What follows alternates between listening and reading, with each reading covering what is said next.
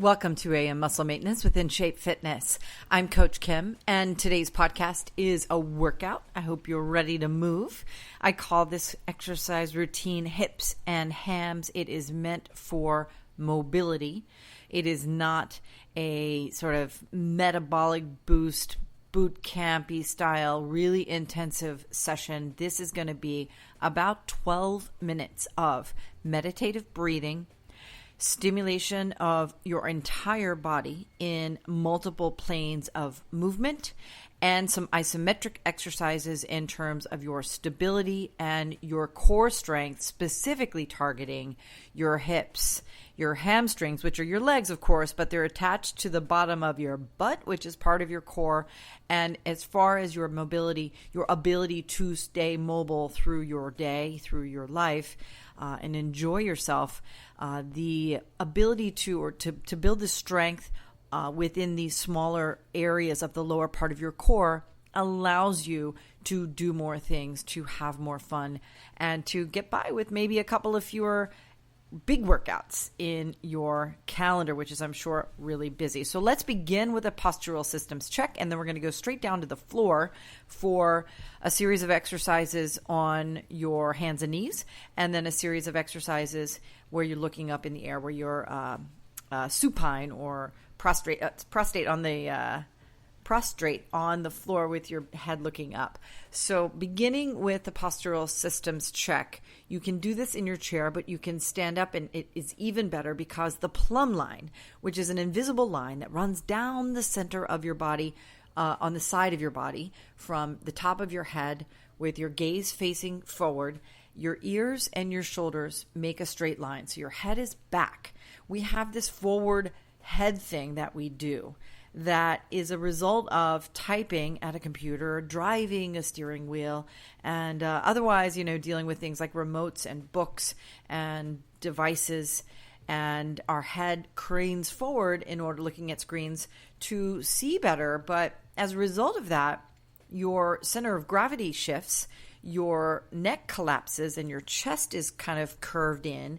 And then also you're pulling on the back of your neck and on the top of your back. So the muscles that connect the head to your shoulders, to the top of your back, and the muscles that the soft tissues, the ligaments and the tendons and the fascia that manage the working parts are not really able to do the jobs that they're hired to do, the jobs that they're there for, because they are trying to restabilize you all the time.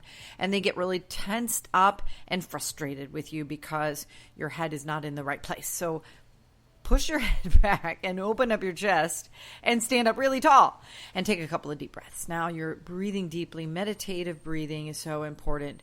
I get really excited about the plumb line and about posture and stability because I am in this business and because I observe people. I'm always watching to see who might be sitting up really tall and straight and have a good sense of their body, and then others who are really kind of closed and doing damage to the body on a regular basis throughout the day. But we're breathing now. And you can lower yourself gently down to the floor, because the first exercise we're going to do is something everyone knows and loves. It's called a cat camel. You literally get down on your hands and knees. And hands and knees are a great position, facing the floor, being on the floor as a four-legged animal is a really great way to build strength in your core, because we have lost the ability to really interact with or to sort of target the muscles in the core in experiences other than workouts. So in our sedentary lives, because we're sitting all day, the core is not activated. In fact, the core is the opposite of activated. It's deactivated. It's sort of deadened.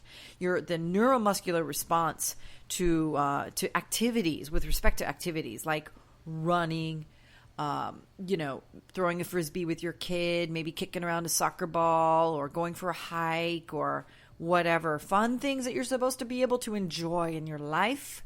But because you sit all day, people that sit all day have lost the neurotransmitter response to the muscles that enable your body to do these things. So you have muscle loss, but you also have neurofunctional loss. And that is a result of sitting. And your butt is one of the biggest muscle groups in your body. But if you don't have strength in your glutes, and that's why I focus on hips and hams, because that really, kind of bridges the construct of that part of your body to activate your butt, you got to be able to use your hips and your hamstrings. So now you're on all fours and you're curling your back, dropping your head like a bowling ball into cat with a big deep breath as you do that. So that's why all fours is great, because four-legged animals have this constant use of the entire core. They have other issues, four-legged animals. We have a lot of advantages as two-legged animals upright. But the four-legged animals do have us on the core strength and the stability and balance. All right. So camel is when you lift your head in your chest and contract the lower back. And then very slowly you go back and forth. We're going to really get into the workout now. So your head drops like a bowling ball. You round up your spine to be a scared cat. And then you take a deep breath and you lift your head in your chest and you curl, or rather contract the lower back and lift your head in your chest in order to make the camel part. Excellent. So we've done a few of those. Now, after cat camel, we're going to drop down to the elbows and walk the legs back. You can either do a plank on the bottom part of your quad, your thighs, the fleshy part, because you want to make a straight line between the knees or your feet, the balls of your feet if you're in a full plank.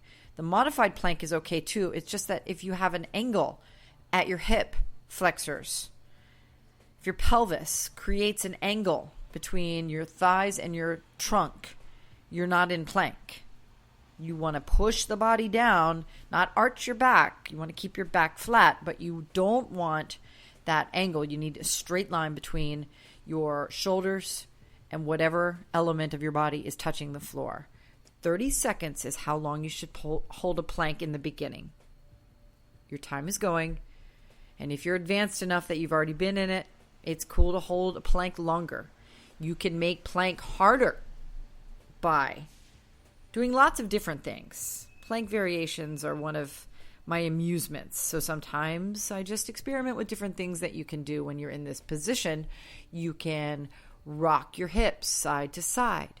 You can curl or sort of rotate your torso and drop, like corkscrew, the left side down and the right side down. You can lift your butt up. You can lower your butt down. You can lift up one leg, stack your feet. You can extend the toes, like do a lateral sort of tap out to the side with each feet. You can do jumping jacks with your feet. You can push one arm forward like a punch, sort of lift up one arm and punch forward. I call that a plank punch. You can twist from side to side, go into a side plank. Lots of different things you can do in plank, and your time is way over. In fact, I had you in there for a minute. So however you do a plank, doing it, the ability to do a plank for 30 seconds is really important. Okay, now go back up onto your arms, because now I want you to go to downward facing dog, stretching out the back of the leg. And here's where those hamstrings are really going to love you. If you get yourself into downward facing dog every day. I am not a yogi. I do not go to yoga classes. I do not like yoga classes.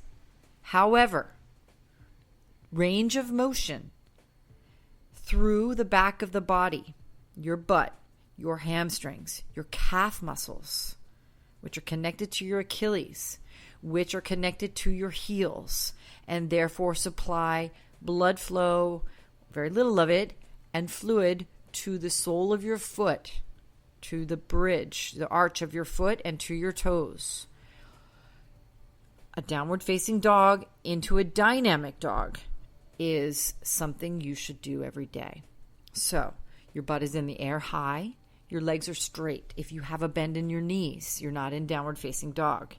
You really want to feel the back of the leg stretching. Now your heels might not be on the floor, but you can work your way to the flexibility that allows you to get your heels onto the floor or close to the floor. And then transitioning from downward facing dog. This is hard on your shoulders and your core. It's a little bit of core work here where you lower your hips and then bring them through the position of your hands. Lifting, arching your lower back a little bit and lifting your body up tall. Your legs don't touch the floor, or if they do, they don't rest on the floor. That's upward facing dog. Then you go right back to downward facing dog, because upward facing dog is actually harder to hold. So the dynamic dog, back and forth a few times every single day, is an exercise that you could do and should do. I do 21 times every single day. It's part of the 5 Tibetan rites. I love it. Happy to talk. I just did that workout last week. Please check it out. I hope, live a very long life and go to my grave talking about the 5 Tibetans along the way. I'm turning 50 years old in a month, and I've never been in greater shape in terms of my own personal health. And I attribute a lot of it to the practice, the habit, the practice of getting up every single morning, finding my spot in my living room, and stimulating my body through the 5 Tibetans, or any 5 exercises is fine, but those are the ones that I do, and I do them all 21 times as per the 5 Tibetans mantra. So back to our work here. Let's go now to a position with your body facing up. We're almost to 12 minutes. And we've only done postural systems check, cat camel for stretching and breathing, and then dynamic dog. That's it. Did I say plank? And plank. Now you're turning over, you're facing up, your hands are on the floor, and your palms are facing up. Let's keep those palms open. That helps facilitate the evolution of your posture, the development of your straight plumb line, because it pushes your shoulders back. So turn up the palms instead of putting them on the floor. And then elevate your feet with a bent knee, but your knee and your hips should make a straight vertical line. 2 right angles. You have a right angle at your hip flexors. Your thighs are straight up and down. And then you've bent your lower leg to a right angle so that the shin is parallel to the floor. Got it? This position, I call it astronaut's launch. And then I have a client who calls it Fred Astaire, because the exercise I'm going to have you do is to do a little tap dance. So it's just one leg. The right leg isn't going to do anything. It's just going to stay there. Keep it in that position. And that's easier said than done. The left leg now is going to lower through the movement only of the hip flexor. Your knee does not change. Your knee, the 90-degree angle of your knee remains 90 degrees. As you tap your left foot down on the floor, it's the motion of your hip flexor that lowers the foot down to the floor to tap and then lifts it back up to that starting position. Tap 10 times. Just 10 with the left foot. And then we're going to do 10 with the right foot.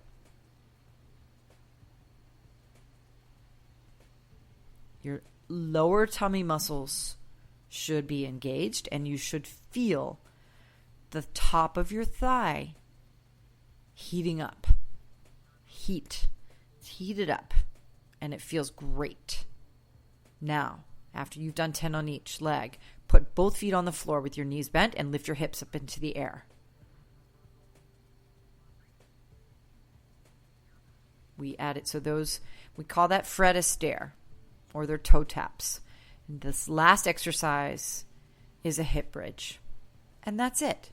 So what did I say? 5 exercises. I basically just showed you 5 exercises to do, right?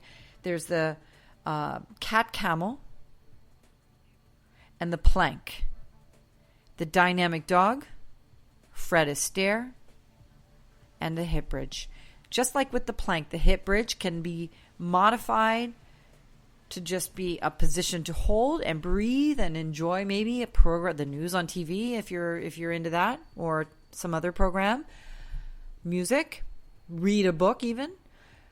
You can also make a hip bridge harder by lifting up one leg, by lifting up the heels, by moving up and down with those 2 versions, 3 versions. Lots of different ways to modify the hip bridge. And those are the 5 exercises I'm going to leave you with. Your hips and your hamstrings. Remember that in conjunction, they bridge the strength that your butt needs to be the driver of stability for your core. The tummy muscles are important. I love core work that focuses on abs, but the stability of your trunk is really, really critical because it's getting you up off your butt and doing stuff, recreating, moving around that will keep your body functioning without assistance from meds and without pain and suffering as you get older and want to enjoy your life, hopefully work a little less and enjoy a little more. I'm Coach Kim from InShape Fitness. Have a great rest of the day. I'll be back later in the week with an episode on the InShape Fitness Show. And let me know if you have any questions. You can reach me and my team at bodybyInShape.com. Have a great day.